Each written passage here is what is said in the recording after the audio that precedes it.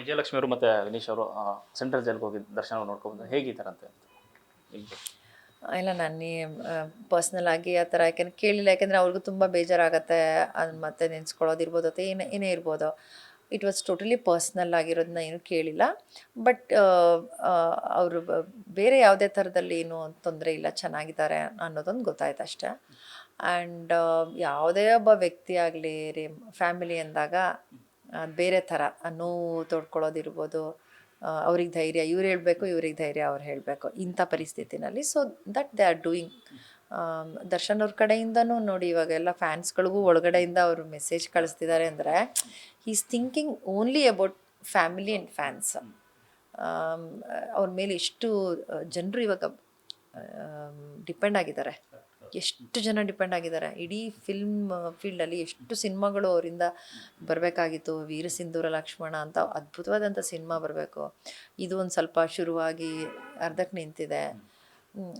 ಒಬ್ಬ ಕ್ಲಾಪ್ ಬಾಯಿಂದ ಲೈಟ್ಮನಿಂದ ಹಿಡಿದು ಪ್ರೊಡ್ಯೂಸರ್ ತನಕ ತುಂಬ ಜನ ಡಿಪೆಂಡ್ ಆಗಿದ್ದಾರೆ, ಎಷ್ಟೊಂದು ದುಡ್ಡು. ಸೊ ಡೆಫಿನೆಟ್ಲಿ ಅವ್ರಿಗೆ ಅದ್ರದ್ದೆಲ್ಲ ಯೋಚನೆ ಇರುತ್ತೆ. ಸೊ ನನಗನ್ಸೋದು ಅವ್ರು ಅಲ್ಲೂ ಯೋಚನೆ ಮಾಡ್ತಿದ್ದಾರೆ, ನಮ್ಮ ಬಗ್ಗೆನೇ ಯೋಚನೆ ಮಾಡ್ತಿದ್ದಾರೆ, ಫ್ಯಾನ್ಸ್ ಬಗ್ಗೆ ಯೋಚನೆ ಮಾಡ್ತಿದ್ದಾರೆ. So he has to come out ಅಂತಂದರೆ ಟೈಮ್ ಬೇಕು, we have to give time. So ಅಷ್ಟೇ ನನಗೆ ಗೊತ್ತಿರೋದು. ಅವ್ರು ಬೇಜಾರು ಇದ್ದೇ ಇರುತ್ತೆ, ಬೇಜಾರಲ್ಲಿ ಇದ್ದೇ ಇರ್ತಾರೆ of course, but he is fine. Madam, ಬಹಳ ಮುಖ್ಯವಾಗಿ ದರ್ಶನ್ ಮತ್ತು ವಿಜಯಲಕ್ಷ್ಮಿ ಅವ್ರ ಮಧ್ಯೆ ಮೂರನೇ ವ್ಯಕ್ತಿ ಆಗಮನದಿಂದ ಈ ಥರದ್ದೆಲ್ಲ ಒಂದಷ್ಟು ಸಿಚುವೇಶನ್ಸ್ ಕ್ರಿಯೇಟ್ ಆಗಿದೆ ಅವರ ಲೈಫಲ್ಲಿ ಅನ್ನೋದು.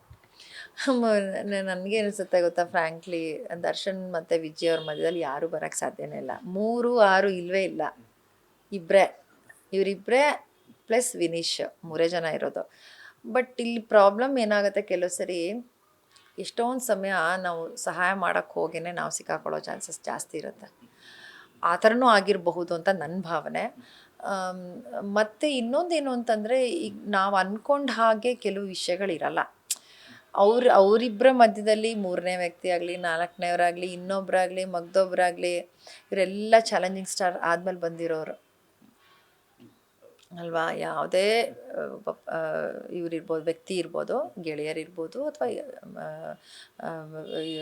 ಕೆಲಸ ಮಾಡೋವಂಥ ಜೊತೆ ಕೆಲಸ ಮಾಡೋವಂಥವ್ರು ಇರ್ಬೋದು, ಯಾರೇ ಬಂದ್ರೂ ಅವರು ಆ ಚಾಲೆಂಜಿಂಗ್ ಸ್ಟಾರ್ ದರ್ಶನ್ ಅಂತ ತಿಳ್ಕೊಂಡು ಅವ್ರ ಜೊತೆ ಮಾತಾಡ್ತಾ ಇರ್ತಾರೆ, ಅವ್ರ ಜೊತೆ ವ್ಯವಹಾರ ಮಾಡ್ತಿರ್ತಾರೆ, ಅವ್ರ ಜೊತೆ ಕೆಲಸ ಮಾಡ್ತಿರ್ತಾರೆ. ಬಟ್ ಫ್ಯಾಮಿಲಿ ಅನ್ನೋದಕ್ಕೆ ಚಾಲೆಂಜಿಂಗ್ ಸ್ಟಾರ್ ಬರಲ್ಲ, ಅಲ್ಲಿ ಬರೀ ದರ್ಶನ್ ಅವ್ರು ಮಾತ್ರ ಇರ್ತಾರೆ ಅಲ್ವಾ. ವಿಜಯ್ ಅವ್ರ ಜೊತೆ ದರ್ಶನ್, ವಿನೀಶ್ ಅವ್ರ ಜೊತೆ ದರ್ಶನ್ ಅಷ್ಟೇ. ಅವ್ರದ್ದೊಂದು ಭಾಳ ಪುಟ್ಟ ಪ್ರಪಂಚ ಅದು. ಸೊ ನೀವು ನೋಡಿರ್ಬೋದು, ದೊಡ್ಡ ಮನೆ ಕಟ್ಬೋದಾಗಿತ್ತು, ಏನು ಬೇಕಾದ್ರೂ ಮಾಡ್ಬೋದು. ಬಟ್ ಆ ಥರದ್ದು ಏನೂ ಇಲ್ಲವೇ ಇಲ್ಲ. ಇವರಿರೋ ಮನೆಯಲ್ಲೂ ತುಂಬ ದೊಡ್ಡದೇನಲ್ಲ, ಅವರಿರೋ ಮನೆಯಲ್ಲೂ ತುಂಬ ದೊಡ್ಡದಂತ, ಅಂದರೆ ಅವರ ಲೆವೆಲ್ಗೆ ನಾನು ಹೇಳ್ತಿರೋದು. ಸೊ ಹಂಗೆ ಅವ್ರ ಲಿಮಿಟ್, ಚಿಕ್ಕ ಪ್ರಪಂಚದಲ್ಲೇ ಇದ್ದಾರೆ, ಪುಟಾಣಿ ಪ್ರಪಂಚದಲ್ಲೇ ಇದ್ದಾರೆ, ಅಷ್ಟೇ ಖುಷಿನಲ್ಲಿದ್ದಾರೆ. ಸೊ ಇವ್ರಿಗೇನು ಬೇಕು ಅವ್ರು ಮಾಡ್ತಿದ್ದಾರೆ, ಅವ್ರಿಗೇನು ಬೇಕು ಇವ್ರು ಮಾಡ್ತಿದ್ದಾರೆ. So that's happening from long time. So ಇವಾಗ ನಮ್ಗೆ ಗೊತ್ತಾಗ್ತಾ ಇರೋದೇನು ಅಂತಂದರೆ, ಅವ್ರು ಪ್ರೂವ್ ಮಾಡಬೇಕು ಅನ್ನೋ ಥರ, ದೇ ಆರ್ ಟುಗೆದರ್ ಅಂತ ಪ್ರೂವ್ ಮಾಡೋ ಥರ ನಾವು ಎಕ್ಸ್ಪೆಕ್ಟ್ ಮಾಡ್ತಿದ್ದೀವಿ. That is there always.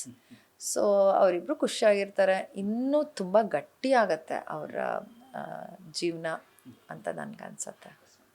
ಕೊನೆಯದಾಗಿ ದರ್ಶನ್ ಅವರು ಈ ಪ್ರಕರಣದಿಂದ ನಿರಪರಾಧಿಯಾಗಿ ಹೊರಗಡೆ ಬರ್ತಾರೆ ಅನ್ನೋ ನಿರೀಕ್ಷೆ, ವಿಶ್ವಾಸ ನಿಮಗೆ? ತುಂಬ ಇದೆ, ಅದು ತುಂಬ ಇದೆ. ಆ್ಯಂಡ್ ನಿರೀಕ್ಷೆ ಬರೀ ಹೊರಗಡೆ ಬರೋದಷ್ಟೇ ಅಲ್ಲ, ಮತ್ತಷ್ಟು ಜಾಸ್ತಿ ಆಗಿದೆ ಅವ್ರ ಮೇಲೆ. ಹೊರಗೆ ಬಂದಮೇಲೆ ಅವ್ರು ಏನು ಮಾಡ್ತಾರೆ, ಯಾವ ರೀತಿಯಲ್ಲಿ ಅವರು ಸಿನಿಮಾ ಚಿತ್ರರಂಗನ ಇನ್ನಷ್ಟು ಅವ್ರು ಖಂಡಿತವಾಗ್ಲೂ ಮೇಲೆ ಕರ್ಕೊಂಡೋಗೋ ಸಾಮರ್ಥ್ಯ ಇದೆ. ಯಾಕೆಂದರೆ ನಾವು ಅಪ್ಪು ಸರ್ ಅವ್ರನ್ನ ಕಳ್ಕೊಂಡಿದ್ದೀವಿ. ಅರ್ಧ ಚಿತ್ರರಂಗ ಇವಾಗ ತುಂಬ ಒಂದು ಪ್ರಾಬ್ಲಮಲ್ಲಿದೆ. ದೊಡ್ಡ ದೊಡ್ಡ ಹೀರೋಗಳದೇ ಜನ ಎಕ್ಸ್ಪೆಕ್ಟ್ ಮಾಡ್ತಾರೆ, ಯಾವುದು ಬರ್ತಾ ಇಲ್ಲ, ಗ್ಯಾಪ್ ಆಗ್ತಾ ಇದೆ, ಯಾವ ಸಿನಿಮಾಗಳು ಸರಿಯಾಗಿ ನಡೀತಾ ಇಲ್ಲ, ದುಡ್ಡು ಬರ್ತಾ ಇಲ್ಲ, ಬಿಸ್ನೆಸ್ ಆಗ್ತಾ ಇಲ್ಲ. ಈ ಎಲ್ಲದ್ರ ಮಧ್ಯದಲ್ಲಿ ಅವ್ರು ಹೊರಗಡೆ ಬಂದಾಗ ಡೆಫಿನೆಟ್ಲಿ ಅವ್ರಿಗೆ ಅವ್ರ ಮೇಲೆ ತುಂಬ ಜಾಸ್ತಿನೇ ನಿರೀಕ್ಷೆ ಇರುತ್ತೆ. Because he will think more and more about cinema ಅಂತ ನನಗನ್ಸುತ್ತೆ.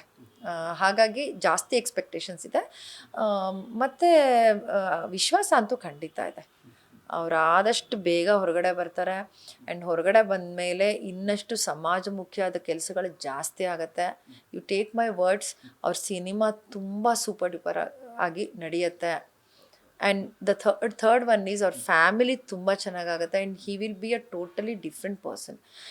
ಇವೆಲ್ಲ ಆಗಬೇಕು ಅನ್ನೋ ಕಾರಣಕ್ಕೇ ಆಗ್ತಿದೆಯೋ ಏನೋ ನನಗೆ ಗೊತ್ತಿಲ್ಲ, ಬಟ್ ನನ್ನ ಮನಸ್ಸಿಗೆ ಅನಿಸ್ತಾ ಇರೋದು ಅವ್ರು ಏನು ಅನ್ನೋದು ಇನ್ನೂ ಜನಕ್ಕೆ ಗೊತ್ತೇ ಇಲ್ಲ ಸರ್. ಅದು ಗೊತ್ತಾಗಬೇಕು. What is he? ದರ್ಶನ್ ಅವ್ರು ಎಷ್ಟು ಒಳ್ಳೆ ವ್ಯಕ್ತಿತ್ವ ಇದೆ, ಏನೇನಿದೆ ಅನ್ನೋದು ಕೆಲವ್ದು ಯಾವುದೋ ವಿಡಿಯೋಗಳು ಕೆಲವದಿಂದ ಗೊತ್ತಾಗ್ತಾ ಇದೆ ಹೊರತು ಅವ್ರು ಮಾಡಿರೋಂಥ ಕೆಲವ್ರ ಕೆಲಸಗಳು ಯಾರಿಗೋ ಹೆಲ್ಪ್ ಮಾಡಿದ್ದಾರೆ, ಯಾರಿಗೋ ದುಡ್ಡು ಕೊಟ್ಟಿದ್ದಾರೆ, ಯಾರಿಗೋ ಜೀವನ ಕೊಟ್ಟಿದ್ದಾರೆ, ಇದೆಷ್ಟು ಮಾತ್ರ ಗೊತ್ತಾಗ್ತಾ ಇದೆ. ಅದು ಬಿಟ್ಟು ಇನ್ನೂ ತುಂಬ ಇದೆ, ಅದೆಲ್ಲ ಗೊತ್ತಾಗಬೇಕಾಗಿದೆ. ಅದಕ್ಕೆ ಅವ್ರು ಹೊರಗಡೆ ಬಂದ ಮೇಲೇ ಈ ಎಲ್ಲ ಪಾಸಿಟಿವ್ ಥಿಂಗ್ಸ್ ನಡೆಯುತ್ತೆ, ಜನಕ್ಕೂ ಗೊತ್ತಾಗುತ್ತೆ what he is. And may be ನಾನು ಖಂಡಿತ ಒಪ್ತೀನಿ, ಕೆಲವೊಮ್ಮೆ ನಮ್ಮಿಂದ ಸಣ್ಣ ಪುಟ್ಟ ತಪ್ಪುಗಳಾಗತ್ತೆ.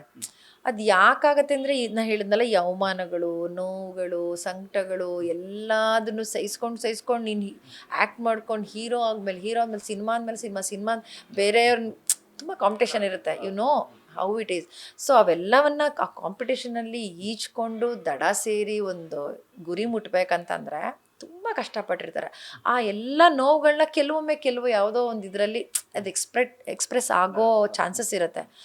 ಬಟ್ ಈ ಒಂದು ಪ್ರಕರಣದಷ್ಟು ಯಾವುದೇ ಕಾರಣಕ್ಕೂ ಅವರು ಈ ಲೆವೆಲ್ಗೆ ಅವ್ರು ಇಳಿಯೋದೇ ಇಲ್ಲ ಅಂತ ನನ್ನ ಭಾವನೆ. ಹಾಗಾಗಿ ಅವ್ರ ಮನಸ್ಸಲ್ಲಿ ಏನಿದೆ, ಯಾವ ಥರ ವ್ಯಕ್ತಿಯವರು, ಎಷ್ಟೆಲ್ಲ ಸಹಾಯ ಮಾಡ್ಬೋದು, ಅವರು ಏನೆಲ್ಲ ಚಿತ್ರರಂಗಕ್ಕೆ ಅವರು ಕೊಡುಗೆಯನ್ನು ಕೊಡ್ಬೋದು, ಯಾವ ರೀತಿ ಸಿನಿಮಾಗಳು ಮಾಡ್ಬೋದು. ಈಗ ವೀರಸಿಂಧೂರ ಲಕ್ಷ್ಮಣನೇ ತಗೊಳ್ಳಿ, ಸಂಗೊಳ್ಳಿ ರಾಯಣ್ಣನ ಎಂಥ ಸಿನಿಮಾ, ಆ ಥರದ್ದು ಇನ್ನಷ್ಟು ಬರಬೇಕು. ಅವರಿಂದ ಮಾತ್ರ ಮಾಡೋಕ್ಕೆ ಸಾಧ್ಯ ಇರೋಂಥ ಸಿನಿಮಾಗಳು ಇದ್ದಾವೆ, ಅವರೇ ಮಾಡಿದ್ರೆ ಚಂದ ಅನ್ನೋಂಥ ಸಿನಿಮಾಗಳು. ಅಂಥ ಸಿನಿಮಾಗಳು ಬರಲಿ, ಇಂಡಸ್ಟ್ರಿ ಚೆನ್ನಾಗಾಗಬೇಕು. ಇವೆಲ್ಲ ನಿರೀಕ್ಷೆ ಮತ್ತು ವಿಶ್ವಾಸ ತುಂಬ ಜಾಸ್ತಿ ಆಗಿದೆ ಈಗ. Thank you madam, thank you so much. ಒಳ್ಳೆ ಮಾಹಿತಿ, ಥ್ಯಾಂಕ್ ಯು. ಎಸ್ ಸರ್, ಇದಿಷ್ಟು ಶಮಿತಾ ಮಲ್ನಾಡ್ ಅವ್ರ ಮಾತು. ಕ್ಯಾಮ್ರಾ ಪರ್ಸನ್ ಜಯಸೂರ್ಯ ಜೊತೆ Lokesh, news first Bengaluru. News first ನಿರ್ಭೀತಿಯಿಂದ ನಿಮ್ಮ ಪರವಾಗಿ.